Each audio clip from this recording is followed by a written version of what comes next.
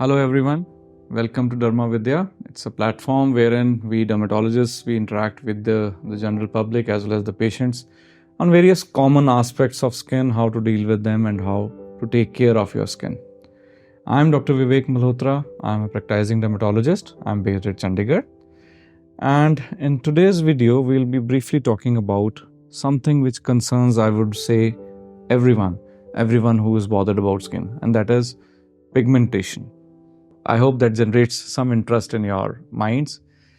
Pigmentation, what do you mean by that? So, any darkening of the skin qualifies for pigmentation. But what we are most of the times concerned is the pigmentation on the face. And the most common pigmentation on the face is something we call them as blemishes or melasma or chloasma. But please be aware that not every pigmentation is blemishes or melasma. Pigmentation can be of any kinds. See, wherever there is an increased activity of our skin cells, specific skin cells called melanosomes, which produce melanin, it causes pigmentation. So it can be just because of healing of some disease, it could be because of healing of some wounds, some cuts, it could be because of the photo damage. In fact, many times it could be just because of a condition we call as insulin resistance, wherein a person who's gaining weight or is obese can develop pigmentation on the face, neck, armpits, etc. So it's absolutely necessary to differentiate what kind of pigmentation you have. Obviously, you should not depend upon the Google or net to decide your own diagnosis. If you're bothered about your pigmentation, go to your dermatologist, consult your doctor and try to find out what it is because the treatment will vary.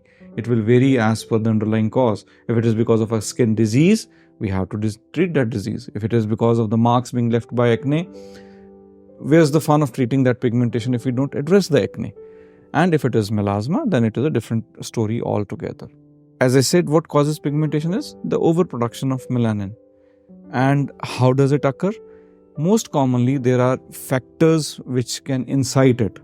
If, for example, hormonal issues, dietary issues, your lifestyle issues, some skin diseases, and most commonly it is the photo damage. The primary factor whenever a pigmentation develops to maintain it or enhance it or increase it is the UV rays. Why I'm using the term UV rays and not the sun rays? Because UV rays can be there from various sources, and yes, UV rays are present on days when you cannot see the sun. So whenever there are clouds, even then there are UV rays. From there, we go on to how we prevent it. So the main factor of preventing, main feature is protection from the sun, from the UV rays, from what we call as the photoprotection. So using a sunscreen is the basic thing which we can do to protect ourselves from developing pigmentation or from this pigmentation being maintained on our skin. So now comes the point which I said, that the sun or the UV rays are there on the cloudy days as well. So then it busts that myth that only sunscreen should be used during the summers when sun is harsh. No, it is to be used in winters. It is to be used on cloudy days. It is to be used on every single day of the year. And depending upon the sunscreen you are using, the application also varies. Most of the times we advise that sunscreen should be reapplied every 2.5 to 3 hours, even if you are not going outdoors.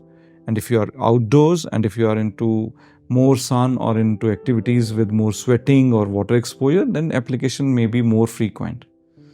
But with the newer sunscreens being available, which are longer acting, water resistant, or we call them as we are not waterproof.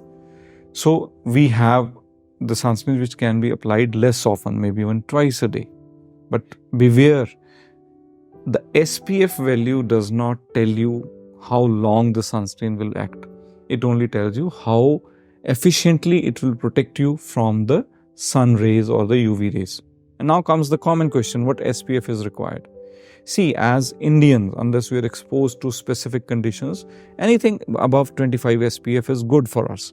We are not exposed to those harsh sun rays. But yes, during those activities when we are out into the sun, or at times, for example, when we are near the sea or in the snow, we are holidaying, then the SPF required will be more. And in those conditions, the sunscreen required is not just for the face, it is for your full body. Because we see people going out to the beaches for holidays and coming back to us with fully tanned skins. So sunscreen usage is absolutely must. That is what I emphasize all the time for my patients. So next comes the treatment.